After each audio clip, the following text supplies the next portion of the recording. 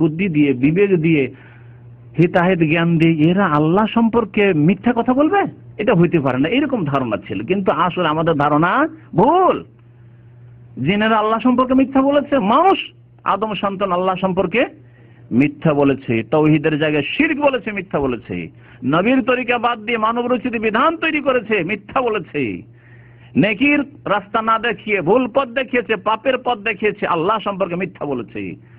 আল্লাহর শরীক সাব্যস্ত করা, আল্লাহর সন্তান সন্ততি স্ত্রী এসব কথাবার্তা বলা, পরকাল নেই এসব কথা বলা, আল্লাহ সম্পর্কে তারা মিথ্যা বলেছে। কিন্তু আমাদের ধারণা ছিল যে জিন ইনসান এরা শ্রেষ্ঠ মাখলুক, আল্লাহ সম্পর্কে এইরকম মিথ্যা কথা হয়তো বলতে পারে না, সুতরাং আমরা পূর্বপুরুষের ধর্মে যে আছি সেই ধর্মই হয়তো ঠিক। জিনেরা ইসলাম কবুল করার পরে এই কথা বলল। ওয়া আন্না জানান্না, আমাদের ধারণা ছিল, জান্না মানে ধারণা করা, কখনো কখনো ইয়াকিন বিশ্বাসের অর্থে হয়, ক্ষেত্র বিশেষে সেটা যেভাবে তাফসীর কারগণ তাফসীর করেছেন, কিন্তু আসল অর্থ হচ্ছে জান মানে হচ্ছে ধারণা করা, অনুমান করা। আমাদের ধারণা ছিল যে আনলাম তাকুল আল ইনসু ওয়াল জিন্ন, মানুষ এবং জিন বলতে পারে না আল্লাহ, আল্লাহ সম্পর্কে কাযিবান, মিথ্যা কথা।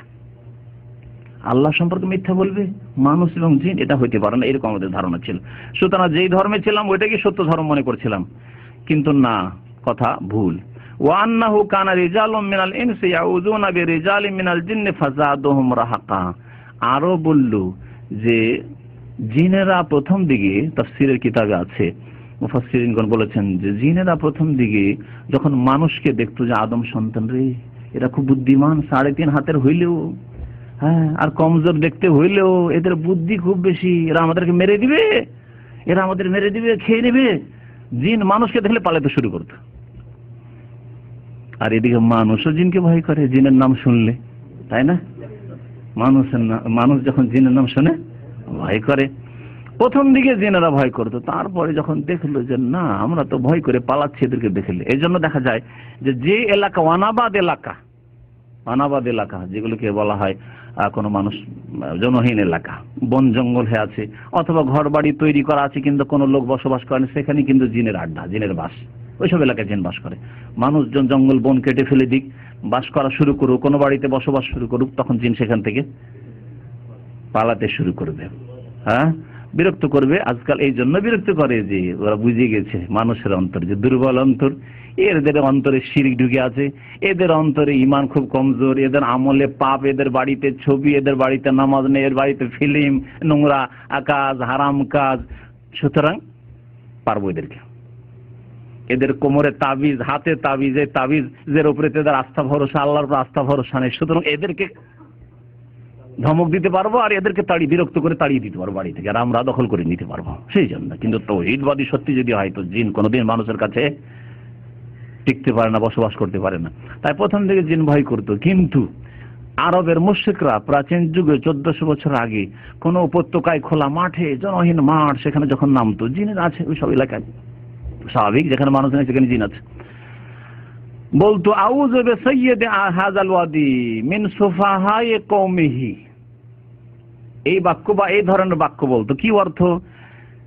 আশ্রয় গ্রহণ করছি এই উপত্যকার নেতার, সৈয়দ হাযাল ওয়াদি, এই মাঠের এই উপত্যকার যে সৈয়দ নেতা, অর্থাৎ ওই নেতা জিন, মস্তান জিন, সেই নেতা জিনের আশ্রয় গ্রহণ করছি, শরণ নিচ্ছি, পানাহা নিচ্ছি, মিন সুফাহাই কওমিহি, এই নেতার জাতির যারা নির্বোধ লোক, জালেম যারা জিন, ওদের অনিষ্ট থেকে। অর্থাৎ হে নেতা জিন বাবা, তুমি তোমার জাতির যে জালেম জিনে রয়েছে তা থেকে রক্ষা করিও আমাদের। আরবের মুশরিকরা, মক্কার মুশরিকরা যখন ব্যবসা বাণিজ্যের জন্য বিভিন্ন কাফেলা নিয়ে সফর করতো, তখন যে কোনো মাঠে রাত হয়ে গেছে, নামতে হবে, এই মাঠে কোনো মানুষজন দেখি না, এই শিরকি বাক্য বলতো, আউযু বিসাইয়্যিদি হাযাল ওয়াদি মিন সুফাহাই কওমিহি। এই ভাষা শোনার পরে আশেপাশের জিনের আচারের কি বলছে রে, কি বলছে রে, এ তো আমাদেরকে দেখে ভয় করছে, আমাদের থেকে পানা চাইছে আমাদের বড় নেতার, তাহলে তো এদেরকে ভয় দেখানো যাবে, এদের ক্ষতি করা যাবে। তারপরে জিনেরা ভয় দেখাতে শুরু করলো মানুষকে, জিনেরা তখন মানুষের ক্ষতি করা শুরু করলো। তাই আল্লাহ পাক রব্বুল আলামিন এই জিনদের কথা উল্লেখ করে বলছেন যে তারা কি বলবো, আন্নাহু কানা রিজালুম মিনাল ইনসি, আর কথা হচ্ছে যে মানুষের মধ্য থেকে কিছু লোকেরা, কিছু পুরুষরা মানে কিছু লোকেরা, কি করতো তারা? ইয়াউযুনা বিরিজালিম মিনাল জিন্নে, জিনদের বেশ কিছু জিনের কাছে কি করতো? পানাহ নিত, আশ্রয় চাইতো। ফাযাদুহুম রাহাকা, সুতরাং তারা তাদের ভয় ভীতিকে আরো বৃদ্ধি করে দিল। রাহাকার একটি অর্থ হচ্ছে ভয় ভীতি, আরো ভয় ভীতি বাড়িয়ে দিল, ভয় দেখাতে বেশি শুরু করলো। তখন যখন বুঝতে পারলো যে না এরা আমাদেরকে ভয় করছে। আর কেউ কেউ এর তর্জমা করেছেন কোন অনুবাদকরা, রাহাক মানে হয় অহংকার, গর্ব, এ অর্থ হয়। তখন এই জিনদের অহংকার, গর্ব আরো বেড়ে গেল যে আমরা তোদের চেয়ে শক্তিশালী আছি, তোরাকে বিচক্ষণ মনে হলে কি হবে, তোদেরকে পারবো। অহংকার, গর্ব তখন তাদের আরো বেশি বেড়ে গেল।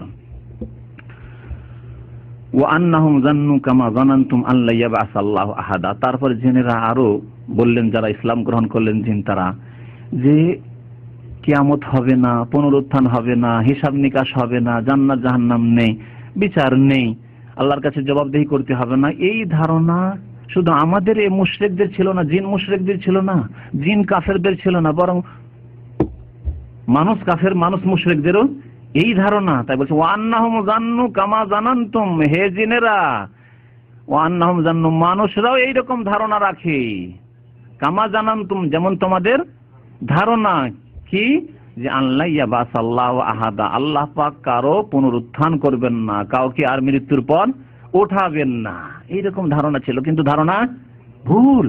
এখন বুঝতে পেরেছি ধারণা ভুল। এই নবীর মাধ্যমে, নবীর কোরআন শুনে আমরা ঈমান ইসলাম কবুল করার মাধ্যমে জানতে পারলাম। ওয়া আন্না লামাসনাস সামাআ, আর আমরা আকাশকে স্পর্শ করে দেখতাম, মানে আকাশকে পরীক্ষা করে দেখতাম, আকাশ উর্দু গগনে গিয়ে দেখতাম, যাওয়ার চেষ্টা করে দেখতাম। লামাসা মানে শাব্দিক অর্থ প্রথম করলাম স্পর্শ করা, কিন্তু উদ্দেশ্য হচ্ছে আকাশ পথকে আমরা পরীক্ষা করে দেখলাম যে দেখে যেতে পারি কিনা। ওয়া আন্না লামাসনাস সামা ফাওয়াজাদনাহা, অতঃপর আমরা এই আকাশকে পেলাম কি মুলিআত হারাসান শাদীদা ওয়া শুবা, ভরপুর করে দেওয়া হয়েছে। মুলিআত মালায়ামলা মানে পরিপূর্ণ করে দেওয়া হয়েছে। কি দিয়ে? হারাসান শাদীদান, কঠোর প্রহরী দ্বারা বেষ্টিত করে দেওয়া হয়েছে, ঘিরে দেওয়া হয়েছে। সোহবা, এবং উল্কা পিণ্ড দিয়ে ভরপুর করে দেওয়া হয়েছে। মুলিআত হারাসান শাদীদা ও সোহবা, শক্ত প্রহরী দিয়ে কি করা হয়েছে? ভরপুর করে দেওয়া হয়েছে, আর উল্কা পিণ্ড দিয়ে ভরপুর করে দেওয়া হয়েছে। অর্থাৎ উপর দিয়ে গেলে তাহলে ফেরেশতা, অসংখ্য ফেরেশতা পাহারা দিচ্ছে, আর যাওয়ার সাহস হয় না। এক হারাসান শাদীদা। আর সোহবা আরেক পাহারা হচ্ছে যে উল্কাপিণ্ড যাওয়ার চেষ্টা করলে উল্কাপিণ্ড দিয়ে আল্লাহ পাক রব্বুল আলামিনের ফেরেশতারা আঘাত করেন। সুতরাং আর আমরা যেতে পারছি না। ওয়া আন্না লা নাদরি আশারুন উরিদা বিমান ফিল আরদি আম আরাদা বিহিম রাব্বুহুম রাশাদা, এই উল্কাপিণ্ড এত বেশি বাড়িয়ে দেওয়া হয়েছে। এখানে আরেকটি কথা বলা হয়নি, সেটা হচ্ছে যে এই উল্কাপিণ্ড আকাশ থেকে পড়া এটা আগেও ছিল, আর নবী সাল্লাল্লাহু আলাইহি ওয়াসাল্লামের জামানায়, নবী হওয়ার পরেও ছিল, আর এখনো আছে, কিন্তু আগে তার পরিমাণ খুব কম ছিল। নবী সাল্লাল্লাহু আলাইহি ওয়াসাল্লাম যেমনই নবী রাসূল হলেন, কোরআন নাযিল হওয়া শুরু হলে তখন এর পরিমাণ অনেক বাড়িয়ে দেওয়া হলো, আর যেতে পারছে না ওইদিকে। যাওয়ার চেষ্টা করলে উল্কাপিণ্ড দিয়ে আঘাত করা হয়। তখন তারা পেরেশান হয়ে ছুটাছুটি করে খোঁজ খবর করতে গিয়ে ইসলাম কবুল করলো। তাই এখানে বলা হয়েছে যে এর উদ্দেশ্য আল্লাহই জানে যে এত উল্কাপিণ্ড দিয়ে আসমানকে ঘিরে দেওয়া হয়েছে, ভর্তি করে দেওয়া হয়েছে, আসমানে এত শক্ত পাহারা লাগিয়ে দেওয়া হয়েছে কি জন্য?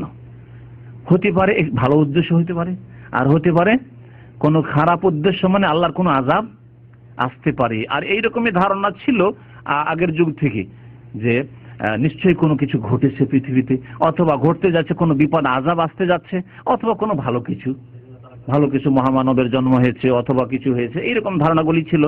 সেই জন্য তারা এই মন্তব্য করলো যে আমরা বলেছিলাম ওয়া আন্না লা নাদরি,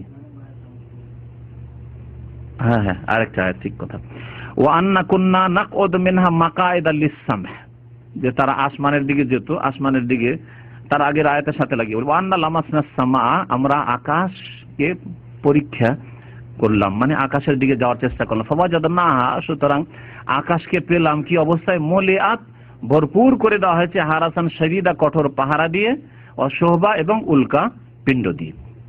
ওয়া আন্না কুন্না নাকউদু মিনহা মাকআইদা লিস-সামহ, এবং আমরা শোনার জন্য আসমানের বিভিন্ন স্থানে